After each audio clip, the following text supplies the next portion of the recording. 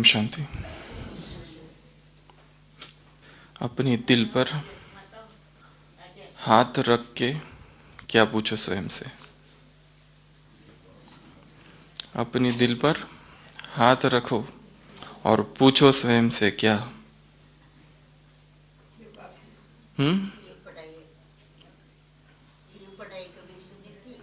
ये पढ़ाई कभी सुनी थी? ये पूछो। और क्या क्या पूछो।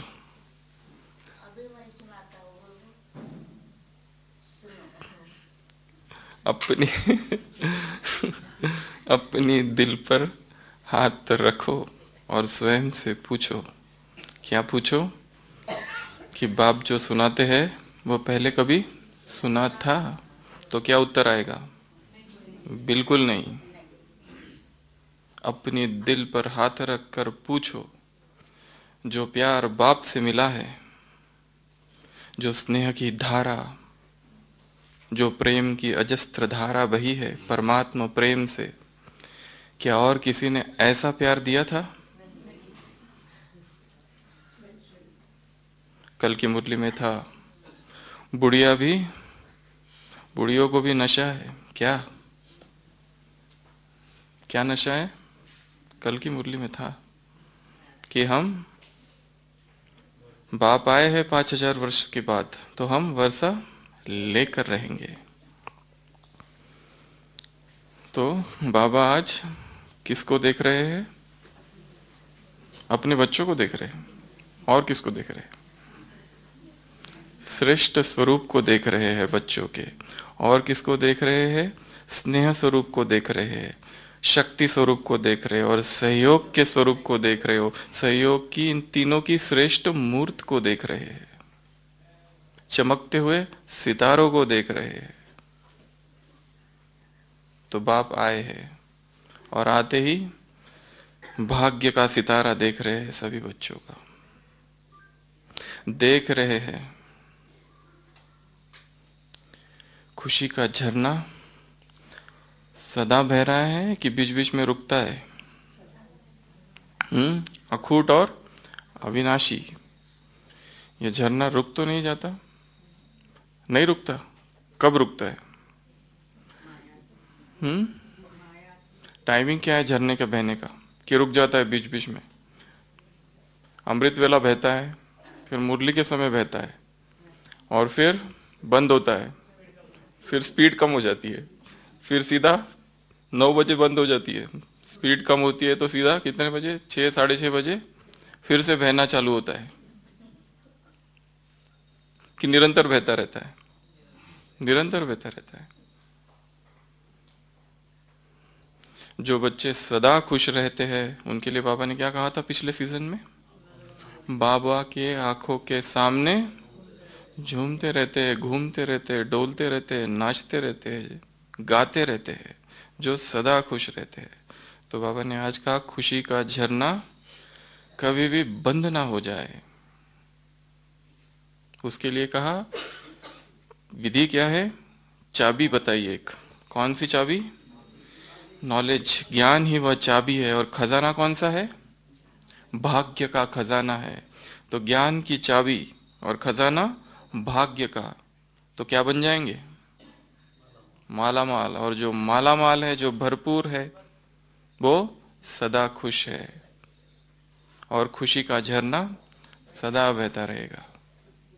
कभी खत्म नहीं होगा, कभी कम नहीं होगा, कभी रुकेगा नहीं। निरंतर खुशी, आत्मिक खुशी, अलौकिक खुशी, आंतरिक खुशी कब होगी? जब भरपूरता होगी, संपन्नता होगी ज्ञान से और योग से और परमात्मा स्नेह से और परमात्मा प्यार से। आत्मा सराबोर होगी, भरी हुई होगी, लबालब भरी होगी। तब तब होगा खुशी का ये झरना, तब बहेगा, नहीं तो नहीं। अगर अज्ञान है तो नहीं बहेगा। चाबी है ज्ञान। किसी एक स्कूल में एक परीक्षक आए अचानक, निरीक्षक, परीक्षक, इन्वेस्ट, जो चेकिंग करने के लिए, इंस्पेक्टर जिसको कहते हैं, और स्कूल में गए और देखा कि स्कूल में तो रामायण का पाठ पढ़ाया जा रहा है। जो शिक्षक है वो इस तरह रामायण पढ़ा रहा है जैसे उसे पूरी याद हो, परंतु किताब सामने थी और जितने बच्चे थे वो सब भी बैठे थे पर सब सो रहे थे। तो छोटे बच्चे थे और परीक्षक को लगा कि बच्चों को तोड़फोड़ पसंद है, तो क्यों ना मैं ऐसा प्रश्न पूछूं कि जो बच्चों को पसंद है, और क्योंकि रामायण का पाठ चालू है तो पूछता है कि शिव का धनुष किसने तोड़ा। क्या पूछता है परीक्षक कि शिव का धनुष किसने तोड़ा। शिव का धनुष तो पता है ना, सीता स्वयंवर का। तो पूछता है कि शिव का धनुष किसने तोड़ा। तो एक बच्चा, इससे पहले कि कोई कुछ कहे, एक बच्चा तुरंत हाथ खड़ा करता है और कहता है कि मैंने नहीं तोड़ा। क्योंकि जब भी कुछ भी तोड़फोड़ होता है स्कूल में, हमेशा मुझ पर आरोप लगाया जाता है। कुछ भी टूटता है तो सबसे पहले दोषारोपण मुझ पर होता है। इसके लिए पहले ही कह देता हूं कि ये जो धनुष जी, जो धनुष की आप बात कर रहे हो, वो धनुष मैंने नहीं तोड़ा है। तो परीक्षक को बड़ा आश्चर्य लगता है ये सुनकर, परंतु जो शिक्षक होता है वो कहता है इसकी बातों को बिल्कुल मत सुनना, जब भी कुछ टूटता है यही तोड़ता है। इस बार भी ये जो धनुष की आप जो बात कर रहे हो इसी ने तोड़ा होगा, बिल्कुल मत सुनना, पिछली बार भी जब टूटा था तो यही था। इसके लिए अगर, हाँ, और उस विद्यार्थी को पे कहता है कि अगर तुमने नहीं तोड़ा तो तुमको खड़े रहकर बताने की क्या जरूरत थी कि तुमने ही वो शिव का धनुष तोड़ा है। तो परीक्षक अवाक, सोचता है यहां भी खड़े रहने से कुछ फायदा नहीं है। वो सीधा जाता है प्रिंसिपल के ऑफिस में, जो प्रधान अध्यापक होता है उसके ऑफिस में जाता है और कहता है कि मैं स्कूल में गया था, रामायण का पाठ चालू था और मैंने पूछा कि शिव का धनुष किसने तोड़ा, तो बच्चा कहता है कि मैंने नहीं तोड़ा और शिक्षक कहता है कि इसी ने तोड़ा। आप क्या कहते हो। प्रधान अध्यापक कहता है अभी जो टूटा वो टूटा, अभी क्या करना है उससे, क्योंकि विद्यार्थियों के ऊपर कुछ भी करना बहुत खतरे से खाली नहीं है। अनशन हो जाता है, उनके माँ बाप आ जाते हैं और आजकल के विद्यार्थी पहले जैसे नहीं रहे। इसके लिए कुछ भी कहना अच्छी बात नहीं है। इसके लिए जो हो गया वो हो गया, अब भूल जाओ उसको, टूटा तो टूटा। तो परीक्षक को लगता है कि अभी क्या किया जाए, तो सीधा स्कूल की समिति के अध्यक्ष के पास जाता है। स्कूल की समिति के अध्यक्ष को कहता है कि ऐसी बात है, रामायण का पाठ चल रहा है, मैंने कहा शिव का धनुष किसने तोड़ा। विद्यार्थी कहता है मैंने नहीं तोड़ा, शिक्षक कहता है इसी ने तोड़ा, और प्रधान अध्यापक कहता है कि जो हुआ भूल जाओ। आप क्या कहते हो। तो क्या कहेंगे, क्या कहता होगा।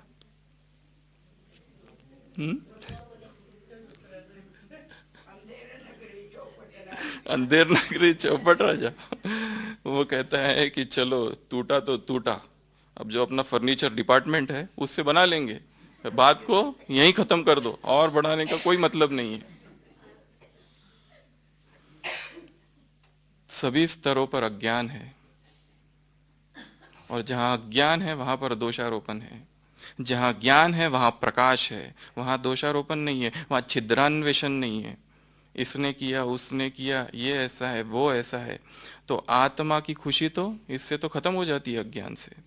इसके लिए बाबा ने कहा ज्ञान क्या है, चाबी। इस चाबी से क्या खोल दो, भाग्य का खजाना। जितना भाग्य चाहिए, जितना खजाना चाहिए, उतना तुम्हें प्राप्त हो जाएगा। आत्मा भरपूर हो जाएगी और झरना बहने चालू हो जाएगा, अविरल धारा झरने की। तो आज बाबा ने क्या देखा, आजकल बाप दादा पेपर चेकिंग कर रहे हैं। बहुत समय से बाबा पेपर चेकिंग कर रहे हैं। कभी प्यूरिटी का पेपर चेक किया, मनसा में, वाचा में और कर्मना में, स्वप्न और संकल्प में।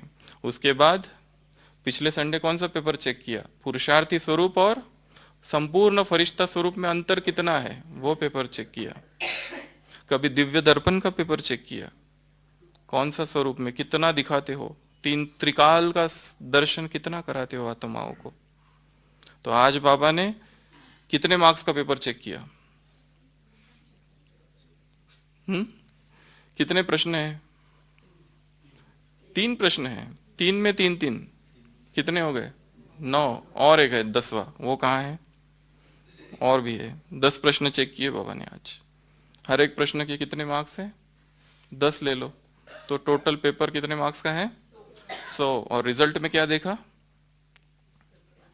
पास कितने हैं, फुल पास कितने हैं, और ग्रेस, रहम, मेहनत नहीं, रहम, रहम से कितने पास है। पहले कैटेगरी में कितने हैं? 50% से भी कम, फुल पास और पास विथ ऑनर कहो उसको। दूसरी कैटेगरी में 70% से भी ज्यादा। और तीसरी में बात मत पूछो, लिस्ट बहुत लंबी है, लंबी लिस्ट है। तो आज बाप दादा बच्चों के श्रेष्ठ स्वरूप को देख रहे थे। स्नेह और याद का संकल्प था। और बाप दादा के साथ साथ कौन से बच्चे थे? अच्छे अच्छे बच्चे, सहज योगी बच्चे हैं। सर्विसेबल जो है, जो अच्छे अच्छे है, जो सहज योगी है, ऐसे बच्चे दूर होते हुए भी बाप के साथ है, बाप के समीप है। ऐसे बच्चों की सभा बाबा देख रहे थे। बाबा ने कभी कहा है ये बाप और बच्चों का मिलन, ये जो है ये महफिल है। ये महफिल भी है तो कोई एक बगीचा भी है, तो ये एक बीच भी है। बीच पता है ना माताओं को? बीच, किनारा सागर का। ये एक ऐसा बीच है कि जिसमें लाखों के बीच में प्राइवेट है। ये एक ऐसा बीच है कि जो लाखों के बीच, यहां बीच मतलब मध्य में भी प्राइवेट है। तो ये ऐसी सभा है, ऐसी अलौकिक सभा, ऐसी महफिल, ऐसा बगीचा, ऐसा सागर का किनारा, बाप और बच्चों का ये मिलन। तो इसमें बाप दादा ने सबसे पहला कौन सा पेपर चेक किया? स्नेह का पेपर चेक किया। उसमें तो सब पास ही है, अटूट में पास कम है, वैसे पास है। तो कौन सा पेपर देखा बाबा ने? पहले स्नेह का पेपर देखा। क्या देखा उस पेपर में?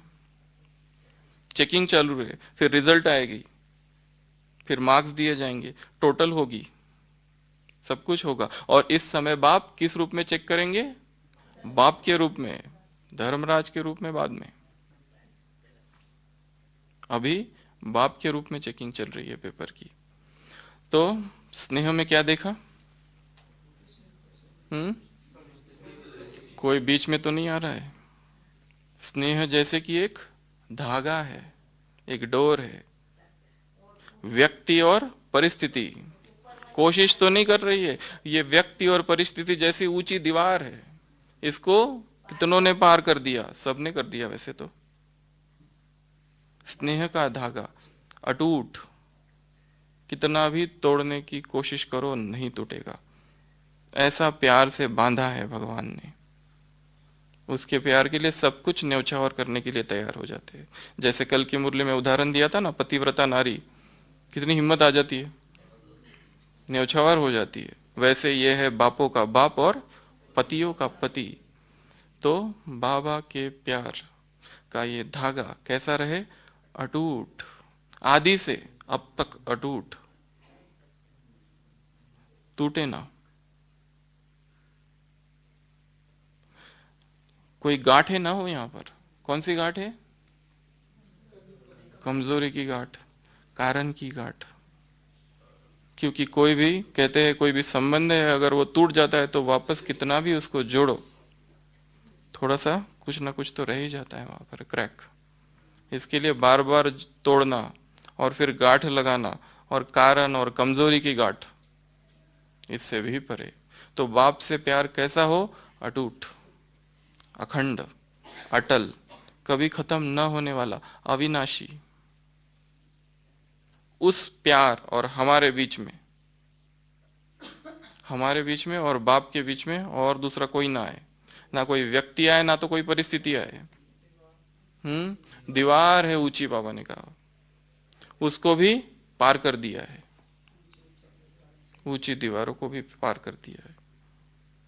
तो ऐसा हमारा उसके साथ प्यार हो, जिस प्यार के बीच में कोई ना आए। अगर कोई भी संबंध, दूसरा पॉइंट क्या है? वही है ना, प्रीत की रीत। सारे संबंध एक से, अगर एक भी संबंध उसका उससे नहीं जोड़ा, इसका मतलब उस संबंध, वो संबंध जरूर इस संसार में हमें कहीं ना कहीं खींच रहा है।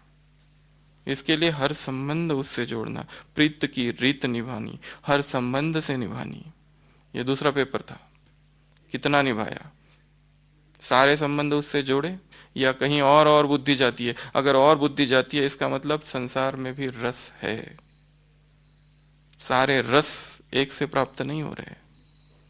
तीसरा पेपर कौन सा चेक किया? प्रेम का प्रत्यक्ष रिटर्न, प्यार का प्रत्यक्ष रिटर्न क्या है? स्नेही स्वरूप। कितनों को बाप का स्नेही बनाया, कितने हृदय में परमात्मा प्रेम को भर दिया, कितने हृदय को परमात्मा प्रेम से भरपूर कर दिया, कितनों को बाप का दीवाना बना दिया। डायरेक्ट बाप का, केवल प्यूरिटी का नहीं, केवल ज्ञान का भी नहीं, श्रेष्ठ आत्माओं का भी नहीं। डायरेक्ट बाप का।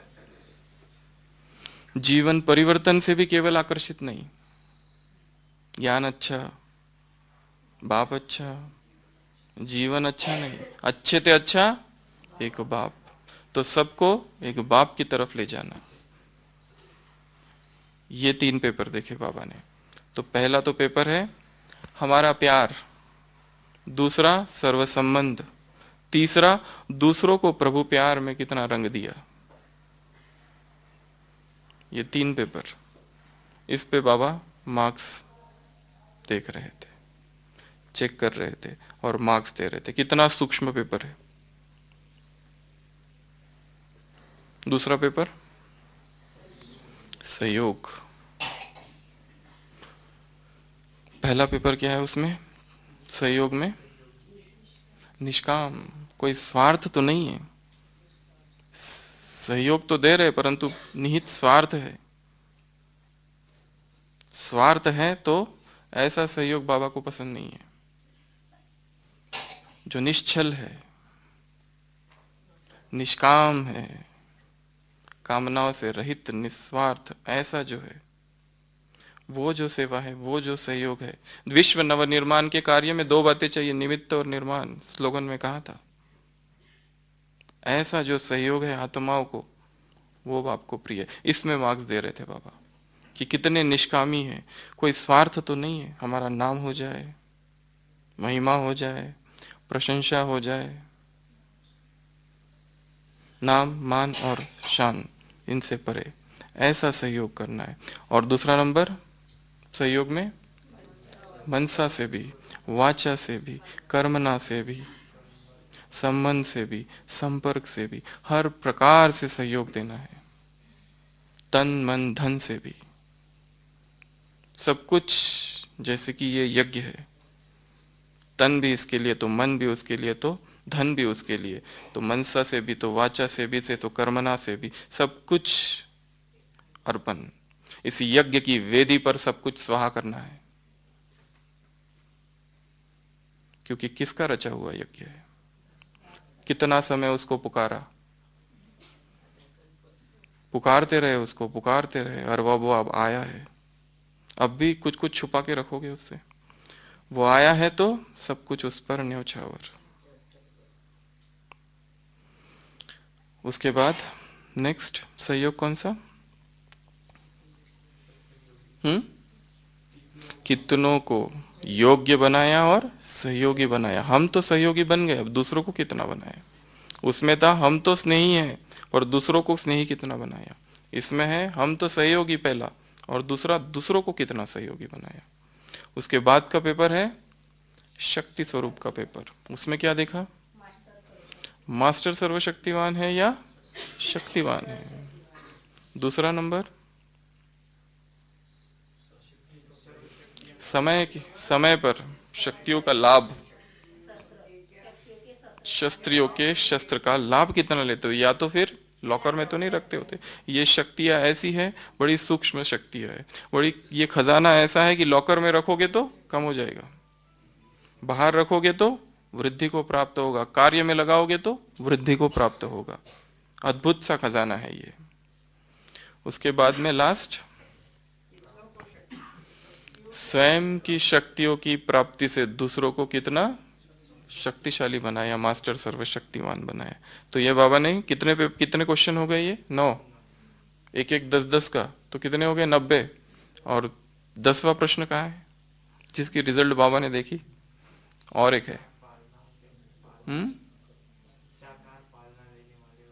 नहीं, प्रश्न, प्रश्न कहाँ है? जज, जज और वकील, जूरिस्ट विंग से बाप दादा मिल रहे हैं। कितनों को स्वतंत्र किया, ये रिजल्ट आज बाप दादा देख रहे हैं। स्वतंत्र कितनों को किया, कितनों को छुड़ाया, किससे स्वतंत्र? बंधनों से। क्योंकि आत्मा इतनी जैसे फंसी हुई है, कल परसों की मुरली में था ना, जेल में फंसी हुई है, जैसे आसुरी जेल में फंसी हुई है, निकलना नहीं चाहती है वहां से। ऐसी आत्माओं को उस जेल से बाहर निकालना, स्वयं स्वतंत्र बनना और दूसरों को स्वतंत्र बनाना, इसकी रिजल्ट बाप दादा देख रहे। तो ये भी एक पेपर है। तो ऐसे 10 पेपर है।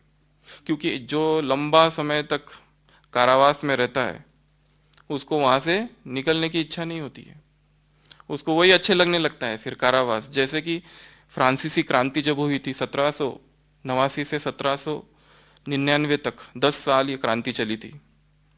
तो वहां पर जो कैदी लोग थे, उनको पेरिस का जो बहुत बड़ा जो किला है बैस्टाइल करके, वहां पर उनको डाल दिया था। और जो भी कैदियों को वहां बंद कर दिया था, उनके हाथों और पैरों को बेड़ियां लगा दी गई थी। और जन्म भर के लिए वहां उनको रहना है, तो जो भी चाबियां थी वो फेंक दी गई थी। तो कितने सालों तक कैदी वहां पर रहे, कई सालों तक, कोई 30 साल, कोई 40 साल उसी में सोते थे, बेड़िया पहन कर ही, हाथों में बेड़िया और पैर कर, और एकदम डार्क डंजन जिसको कहते हैं अंग्रेजी में, डार्क सेल, अंधकारमय कुटिया में उनको रख दिया गया था। कितने साल तक वो कैदी वहां थे। और जब क्रांति हुई, विप्लव हुआ, और क्रांतिकारियों ने सारे जेल को तोड़ दिया, और क्रांतिकारियों ने कहा कि आज से सब आजाद हो, निकलो बाहर, वो निकलने की उनको इच्छा ही नहीं थी। वो कह रहे थे हमको यही अच्छा लगता है अब, हाथ से, और बेड़ियां लगी रहती थी। वो कहते थे उनको खाना तो वहां पर मिलता था, परंतु फ्रांस की जो क्रांति थी उसमें ऐसा हुआ, कुछ विचित्र सी घटना हो गई। क्रांतिकारी आए और सभी जेलों को तोड़ दिया और सभी कैदियों को बाहर निकाला। तो इनको नींद ही नहीं आ रही, वो कह रहे कि हमको तो बेड़िया चाहिए, जब तक बेड़िया नहीं तब तक नींद नहीं आएगी। ये प्रकाश हमसे सहन नहीं हो रहा है सूर्य का, हमको फिर ले चलो उसी अंधकार में। क्योंकि अंधकार की 30 साल से कोई, उसमें कोई 40 साल से, और बेड़ियों जो थी उसकी चाबियां थी नहीं, वो तो तोड़नी पड़ी, क्रांतिकारियों ने आकर बड़ा ही तो जिनको अंधेरे में रहने की आदत पड़ जाती है, वो वहां से छूटना नहीं चाहते, और हम चाहते हैं उनको स्वतंत्र करना। तो बड़ा कार्य है ये। आदत पड़ जाती है अंधकार की, बेड़ियों की, बंधनों की, छूटना नहीं चाहती आत्मा, परंतु उन्हें टेस्ट कराना है, स्वाद चखाना है, स्वतंत्रता क्या होती है। इसके लिए बाबा ने कहा ना, जज और वकील जैसे उधर छुड़ाते हो ना, फंसाते भी हो। अगर विकारों के वशीभूत कोई कार्य करते हैं तो छुड़ाते फंसाते हो, झूठ कभी सच। तो तुमको स्वयं को छुड़ाना है और दूसरों को छुड़ाना है। लौकिक सेवा भी करनी है तो अलौकिक सेवा भी करनी है, वो दूसरा पॉइंट था। तो आत्माओं को बंधनों से स्वतंत्र कितना किया है, स्वयं को बंधनों से कितना स्वतंत्र कर दिया, ये भी पेपर आज बाप दादा चेक कर रहे हैं, और इसकी भी मार्क्स है। तो ऐसे सारे पेपर बाबा ने चेक किए। शुरुआत की स्नेह से, सहयोग, और तीसरा शक्ति स्वरूप।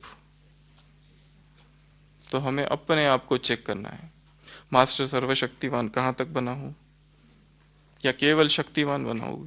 शक्तियां थोड़ी कम तो नहीं है, समय पर सारी शक्तियां कार्य में लगा सकता हूं। दूसरों को शक्तिशाली कितना बनाया है, दूसरों में पावर और बल कितनी भर दी है हमने।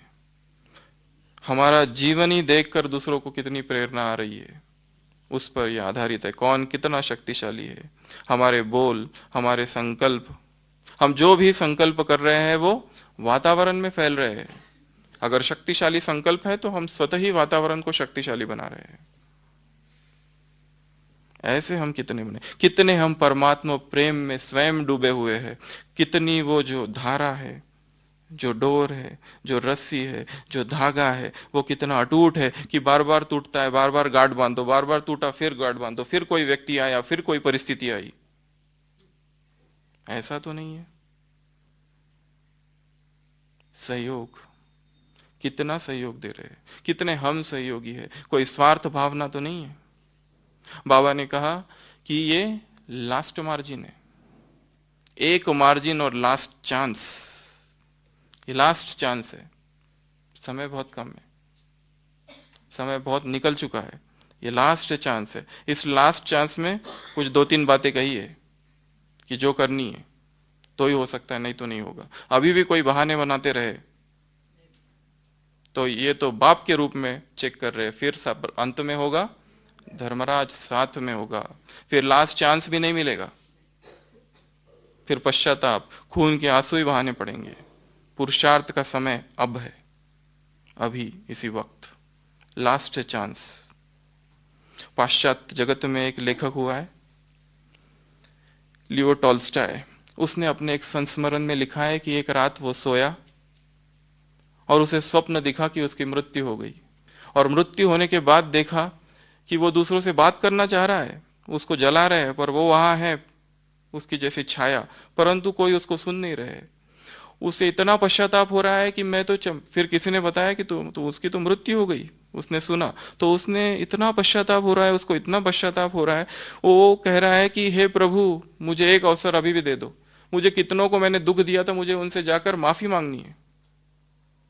मैंने अपने पत्नी को कभी इतना प्रेम नहीं दे पाया, मुझे उससे फिर से थोड़ा और प्यार देना, मैंने कभी उसकी बातों को सुना नहीं, मैंने अपने बच्चों को प्यार नहीं दिया, मुझे एक अवसर फिर दे दो। रो रहा है, गिड़गिड़ा रहा है भगवान के सामने, मुझे एक अंतिम अवसर फिर दे दो। कितनों को मुझे सुख देना था, कितनों के प्रति मेरे मन में कितनी घृणा भाव था, मुझे वो सारा अपने आप को शुद्ध करना है। O Lord give me one more chance. और इतना होता है तो उसकी आंख खुलती है और देखता है कि मिल गया चांस, आज ही करूंगा वो सब, जिसको जिसको दुख दिया है जा जाकर सबसे पहले तो माफी मांगूंगा उनसे, जिनके जिनके प्रति घृणा भाव थी वो सारे भाव को नष्ट कर कर नए भाव, प्रेम के, शांति के, जो जो मन में दुर्भाव था उसको नष्ट करूंगा। तो वो समय आज है। बाबा ने भी क्या कहा, अंतिम अवसर, लास्ट चांस। और ब्रह्मा बाबा बोले आगे, अंतिम अवसर का विशेष हक, जैसे ये हक है लास्ट चांस का विशेष हक बच्चों को मिलना चाहिए, क्योंकि अभी अभी आए हैं। एक है शुरुआत वाले और एक है अभी अभी आए, एक है अब साकार वाले और अभी अभी है अव्यक्त वाले। तो अव्यक्त वालों को तो क्या कर दिया बाबा ने, 25% छूट, एक्स्ट्रा मार्क्स। परंतु इसका मतलब ये नहीं है कि वैसे मिल जाएंगे, पुरुषार्थ करना पड़ेगा। और वो पुरुषार्थ भी बाबा ने आज बताया है। इसमें ये एक ही चांस है, और ये टीचर जो है इसके साथ में कोई छल कपट नहीं चलेगा। चतुर सुजान है वो, बुद्धिमानों की बुद्धि है, तेजस्वियों का तेज है, तपस्वियों का तप है। इसके सामने कोई भी छल कपट नहीं चलेगा। वो धर्मराज सब होगा, अभी तो बाप के रूप में चेक कर रहे, परंतु तब धर्मराज होगा। इसके लिए जैसे वो दिखाया ना, 4 विद्यार्थी होते हैं मेडिकल कॉलेज में, हमको ये जोक सुनाया जाता था, मेडिकल कॉलेज में 4 विद्यार्थी होते, दूसरे दिन परीक्षा होती है, दूसरे दिन परीक्षा होती है, पर रात भर मस्ती करते रहते। सुबह होश आता है कि अरे आज परीक्षा है, तो कहते क्या करें, कुछ तो योजना बनाते हैं। वो क्या करते हैं कि पूरा वो कार मैकेनिक जो होता है, कार मैकेनिक, उसके कपड़े पहन लेते हैं और पूरा ग्रीस लगा ले देते हैं, और प्रिंसिपल के सामने जाते हैं और कहते हैं कि हम कहीं शादी में गए थे, गाड़ी खराब हो गई और चक्का पंचर हो गया, और गाड़ी को ढकेलते ढकेलते हम यहाँ तक लेके आए, देखो हमारा हालत क्या हो गई, अभी हम परीक्षा कैसे दे, आज तो परीक्षा तो देने की बात, हम खड़े भी नहीं रह पा रहे, तो आप कुछ करो, रहम करो, दया करो, कृपा करो। तो प्रधान अध्यापक कहता है ठीक है, 3 दिन के बाद तुम्हारी परीक्षा होगी। तो वो तो बहुत खुश होते, इतने जल्दी मान गया। उन्होंने तो योजना बनाई होती है, इतना जल्दी वो मान गया। तो 3 दिन के बाद, 3 दिन तक बहुत पढ़ाई करते हैं, 3 दिन के बाद जब जाते हैं तो वो कहता है कि इनका एक विशेष पेपर होगा। इन चारों विद्यार्थियों को 4 अलग अलग स्थानों पर रखा जाएगा, 4 अलग अलग कमरों में, और केवल 2 ही प्रश्न होते हैं। पहला प्रश्न, आपका नाम क्या है, 2 मार्क्स, और दूसरा प्रश्न होता है, उसके मार्क्स होते हैं 98। वो प्रश्न होता है कि कार का कौन सा पहिया पंक्चर हुआ था। पहला ऑप्शन, उसमें 4 ऑप्शन होता है, बाएं, आगे का दाया, दूसरा आगे का बाया, तीसरा पीछे का दाया। ऐसे ये 4 प्रश्न होते, 4 उत्तर, इनमें से सिलेक्ट करो। इस प्रश्न के मार्क्स होते हैं 98 और अलग अलग कमरे में चारों बैठे। तो उन्होंने कहा ना कि हम शादी में गए थे और पंचर हो गया और ढकेल के लाए, तो वो टीचर बड़ा चतुर था।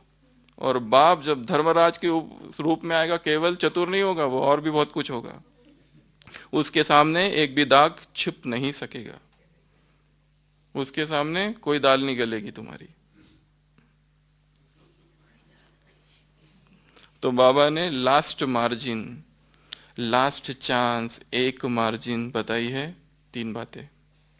कौन सी चीजें करनी है, जो अभी करना है, अगर वो करोगे तो उड़ता पंछी हो जाओगे, अगर वो करोगे तो श्रेष्ठ पुरुषार्थ होगा, अगर वो करोगे तो डबल लाइट बनेंगे, अगर वो करोगे तो वो होगी हाई जंप।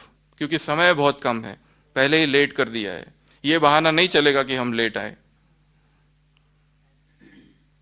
समय अब है पुरुषार्थ का। कौन सी 3 बातें कही? सबसे पहला तो भक्ति की बातें बाबा ने की है कि यज्ञ रचो, एक व्रत लो और दान पुण्य करो। 3 बातें कही है। एक ऐसा इकोनॉमी, वो इंजीनियरिंग में बाद में आएंगे उस पे। सबसे पहला है यज्ञ रचने को कहा। कौन सा यज्ञ? जलाने का यज्ञ। किसको जलाना है इसमें? बीती बातों को, बीते संस्कारों को।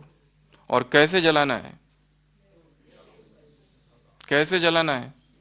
क्या करना है, क्या प्रकट करना है जिससे ये जल जाएंगे? वैराग। वैराग चाहिए, वैराग। कैसा वैराग चाहिए? दिल का। और एक विशेषण जोड़ा, अविनाशी, indestructible distaste from the heart. दिल का अविनाशी वैराग। दिल का अविनाशी वैराग से क्या कर दो? जला दो। बीती को जला दो, जैसे वो अभी है ही नहीं, अब तक जो हुआ हुआ, अब उसका कोई चिंतन नहीं। पुरुषार्थ का समय अब है, आज नया दिन, आज नया सवेरा, सब कुछ नया आज है। बहुत बड़ी गलती की, कर ली, भूल जाओ अभी उसको। लास्ट चांस दिया है ना, तो अभी भी समय है।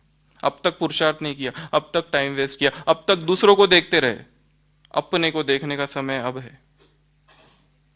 कब तक दूसरों को देखोगे? कब तक? अभी स्वयं को देखना है, मैं कहां हूं, मैं कहां खड़ा हूं, कितना पुरुषार्थ मेरा अब हो रहा है। पहला। दूसरा, अमृत वेले से तो रात तक श्रीमत पर की मर्यादाएं और ईश्वरीय नियम और मर्यादाओं का पालन कितना किया है, यह है व्रत। उसके लिए सबसे पहले तो ईश्वरीय नियम और मर्यादाओं का पता रहना चाहिए। अगर ज्ञान ही नहीं तो बस वो जो विद्यार्थी था और जो शिक्षक था और वो अध्यापक था और वो जो समिति का अध्यक्ष था, बस वैसी ही स्थिति होगी। ये नहीं कह सकते कि ये मुझे पता ही नहीं था। Ignorance of law excuses no one. ये बोल नहीं सकते कि हमको तो पता ही नहीं था, सब कुछ बता दिया है बाबा ने। ये नहीं कह सकते कि ये जो प्रश्न आया ये आउट ऑफ सिलेबस है, ये सिलेबस के बाहर का ऐसा कोई प्रश्न नहीं है, बाबा ने सब कुछ बता दिया है। सारी मुरलियां सामने है, उसके महावाक्य सामने है। एक एक चीज को तुमको एक शब्द की बताने की जरूरत नहीं, तुम्हारे बिना बताए ही मैं सब कुछ बताता हूं। परसों मुरली में था ना, कुछ पूछने की जरूरत नहीं तुमको, सब कुछ मैं वैसे ही बताता, कुछ मांगनी करने की भी जरूरत नहीं है तुमको, मैं तुम्हें बिना मांगे ही सब कुछ दे देता हूं। वैसे ही तुमको सब कुछ देता हूं, कुछ मांगना ही नहीं है तुमको, एक अक्षर भी पूछने की जरूरत नहीं है, सब कुछ बता देता हूं मैं। तो उसने सब कुछ बता दिया, सारे राज बता दिए।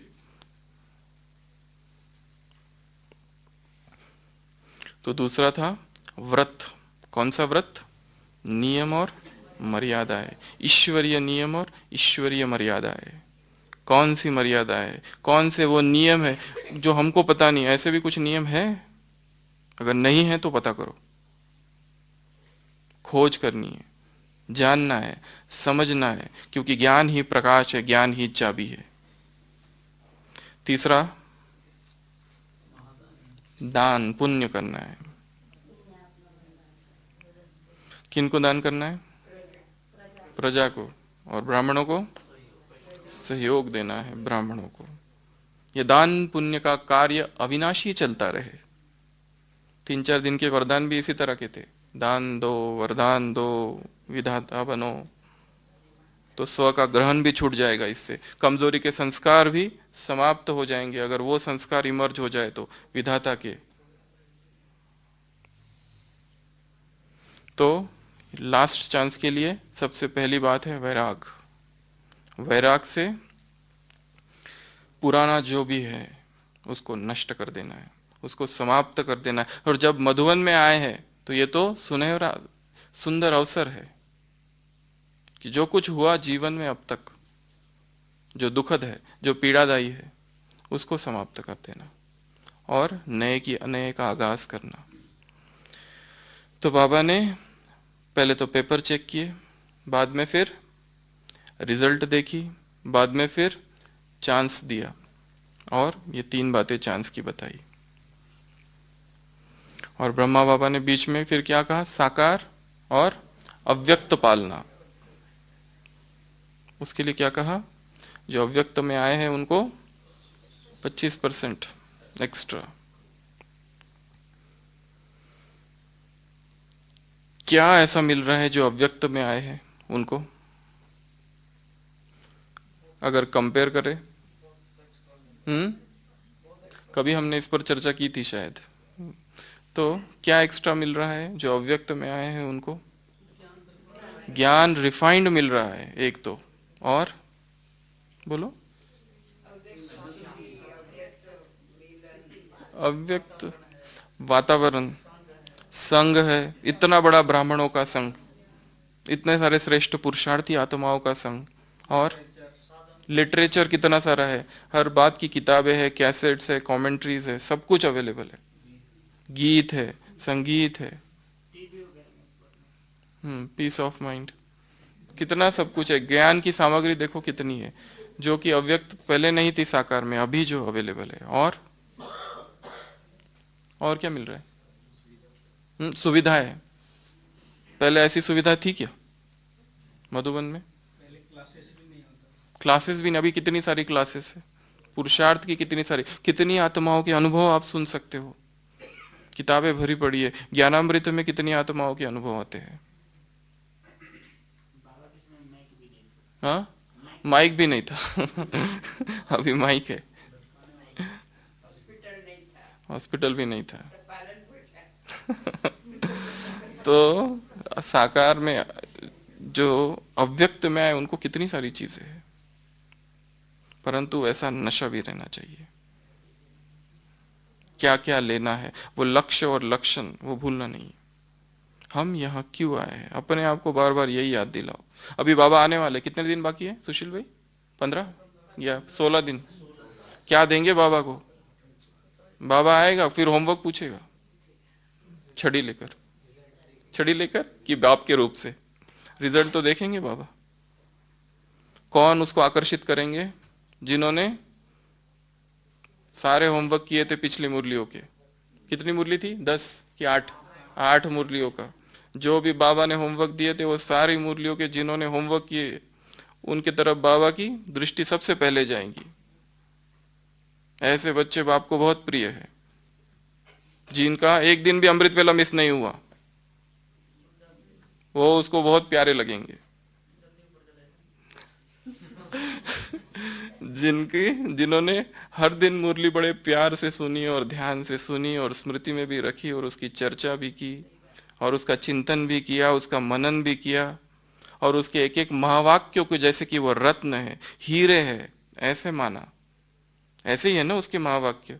मुरली क्या है? मुरली तो एक ऐसा फल है जिसका ना छिलका है और ना गुठली, कुछ भी त्यज्य नहीं है, किसको छोड़े।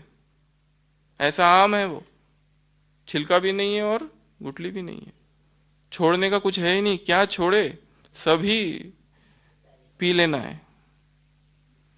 तो ऐसी चीज, ऐसी अद्भुत चीज है उसकी मुरली, उसमें शक्ति है, ताकत है, चौप चीनी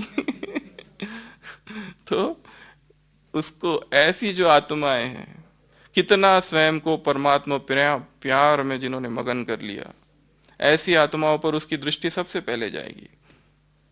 कौन वो बच्चे हैं जिन्होंने अपना तन मन धन सब कुछ सफल कर लिया, स्वयं की छोटी छोटी बातों के पीछे, धन के पीछे, तन के पीछे, साधन के पीछे, संबंध निभाने के पीछे, संकल्प समय न गवाकर कहां अर्पण कर दिया, सेवा में। यह समर्पण समारोह मनाओ। ऐसी जो आत्माएं है, स्व के भान को मिटा दिया, आज का वरदान, दूसरों को आगे बढ़ाया, ऐसी जो आत्माएं, उन पर उसका ध्यान जाएगा। स्व की प्रवृत्ति, सेवा की प्रवृत्ति, दैवी परिवार की प्रवृत्ति, हद की प्राप्तियों की प्रवृत्ति, हद की प्रवृत्ति, इन सब से बाप के स्नेह स्वरूप को सामने रखा और नष्ट मोहा हुए, ऐसी जो आत्माएं हैं उन पर उसकी दृष्टि पहले जाएगी। जिन्होंने अमृत वेले से रात तक हर नियम और मर्यादाओं का पालन किया है, जो उसने दिनचर्या बना के रखी है वो दिनचर्या वैसी ही फॉलो की है, कितनों को शक्तिशाली बनाया, कितनों को सहयोगी बनाया, कितनों को बाप के प्यार से भर दिया, छाप छोड़ दी, ऐसी आत्माओं को देखेगा और उनसे बहुत प्यार करेगा। तो बाप को क्या गिफ्ट देना है, ऐसे हमारा स्वरूप हो। बाबा को गिफ्ट देंगे कि नहीं, कितना दूर से आ रहा है, मिलने आ रहा है ना हमसे, तो उसको कुछ गिफ्ट भी तो देनी पड़ेगी। अव्यक्त फरिश्ता स्थिति की गिफ्ट उसे देनी है,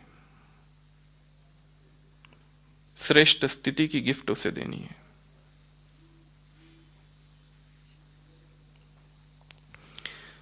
विदेशियों से क्या कहा बाबा ने, कैसे सेवा करो अभी, शांति की, साइलेंस की शक्ति से, क्योंकि आत्माएं तड़प रही है, भटक रही है, किसकी प्यासी है, एक सेकंड के शांति की। तो उन्हें क्या दे दो, स्नेह दे दो और शांति दे दो। स्नेह की भी कमी है तो शांति की भी कमी है, चाहे भाषण करो चाहे ड्रामा करो, परंतु दोनों स्वरूप का बैलेंस हो।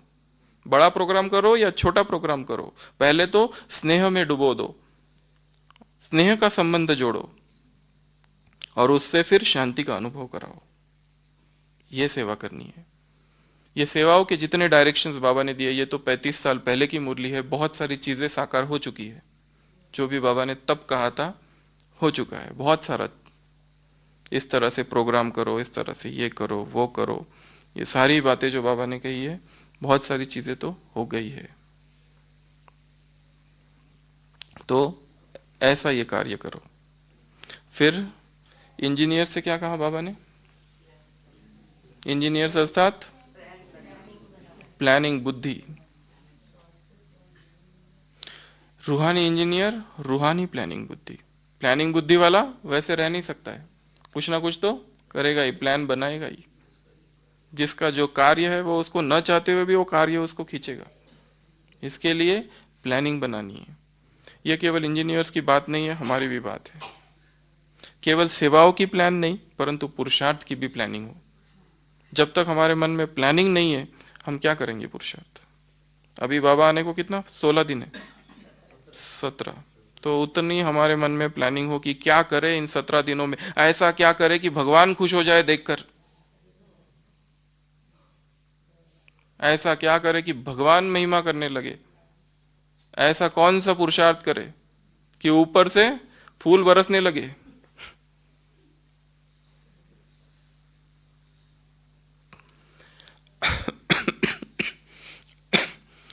तो और क्या कहा इंजीनियर्स को, प्लानिंग कैसा हो, इकोनॉमी वाला हो, और कैसा हो, पावरफुल हो, सफलता ज्यादा हो उसमें। बहुत सारे उदाहरण दिए, देखो भगवान की भाषा कैसी है।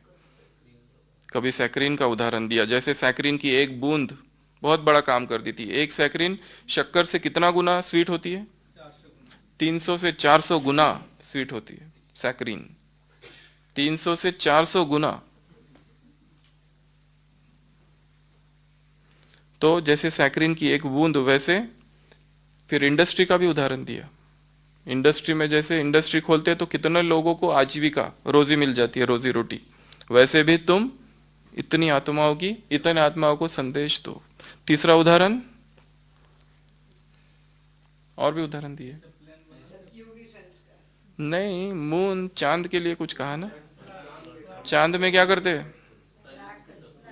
साइंस की शक्ति क्या करती है वहां पर? प्लॉट, प्लॉट की फ्लैट। हाँ, तो वहां पर प्लॉट खरीदते हैं। तो हमको कहाँ प्लॉट खरीदना है? खरीदा है प्लॉट? खरीद लिया? ये माता ने खरीद लिया है। बुकिंग तो कर लो, बाबा ने कहा। अच्छा, सीटी बजी नहीं है तो बाद में खरीदेंगे। अरे हाँ, सिटी से याद आया, कर्नाटक को हम भूल गए। बाबा ने बीच में कर्नाटक को याद किया। सीट की सिटी, सीट की सिटी। बाबा से, बाबा के जब से बन गए तब से क्या कर लिया? प्लॉट खरीद लिया। कितने? बहुत सारे। इसके लिए, अच्छा बच्चों के लिए भी खरीद लिए? अच्छा, सब बच्चों के लिए। अच्छा, तो प्लॉट भी खरीद लिए है, बुकिंग भी कर लिए और प्लॉट भी खरीद लिए। ठीक है। हाँ, कर्नाटक को और दो बातें कही थी बाबा ने। क्या कहा था कर्नाटक को? कि सीट लेने में बहुत होशियार है, इसके लिए अभी फाइनल की नजदीक सीट लो, फाइनल में सीट नजदीक लो। और दूसरा, राजी रहते हैं।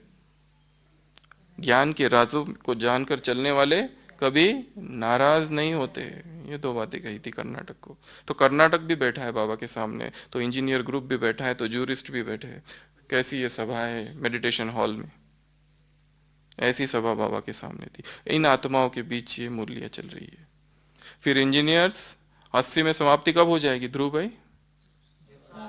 अगर 60 इंजीनियर्स 60 अलग अलग प्लान बना दे तो 80 में समाप्ति हो जाएगी, पर हुई नहीं है अभी।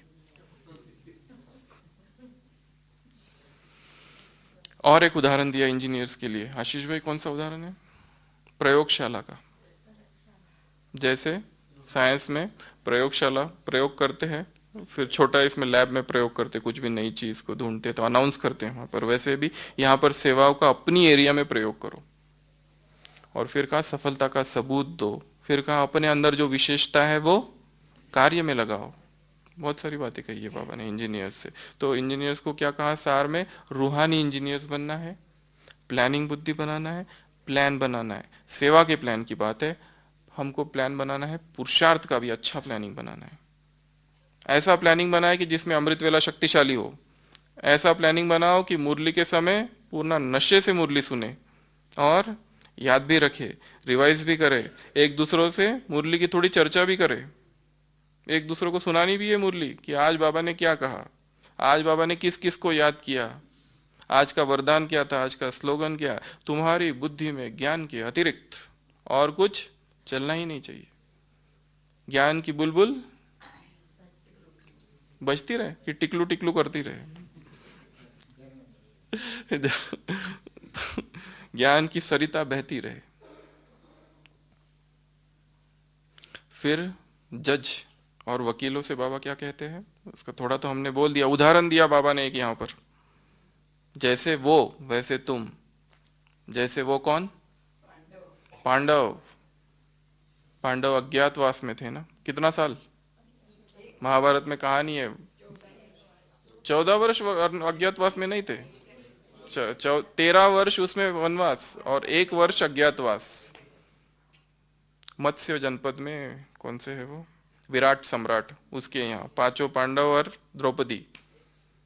द्रौपदी सैरंद्री के रूप में वो जो दासी थी। तो बाबा ने कहा ये जो तुम पैर दबाना या पानी भरना ये कि तुम्हारा काम, ये इसके लिए नहीं हो तुम। तो सैरंद्री उसकी जो उसकी दासी बनी। जो युधिष्ठिर दिखाया है वो कुंक, कुंक बना वो राजा का, विराट का। और वो दिखाया है कौन?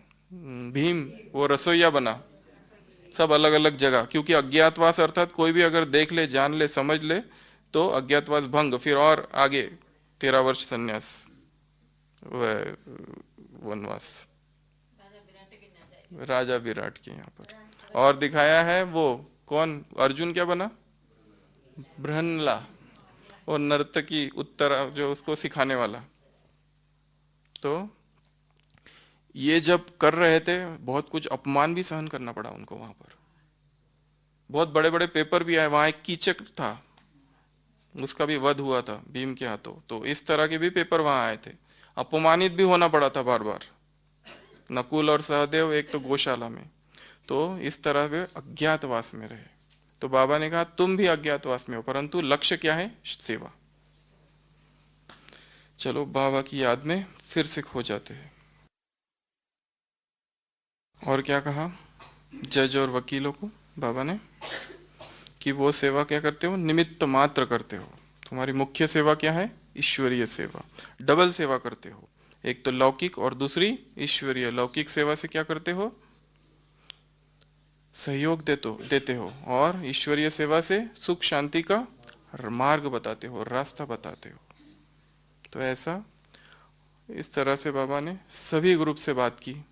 अभी हमको इस मुरली से पुरुषार्थ के लिए क्या लेना है, गुप्त सेवा। ऐसा क्या पुरुषार्थ का प्लानिंग बनाए, बाबा ने कहा प्लान बनाओ।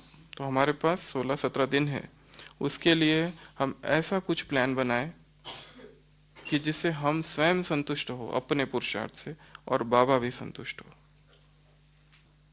क्या करें बोलो, क्या किया जाए।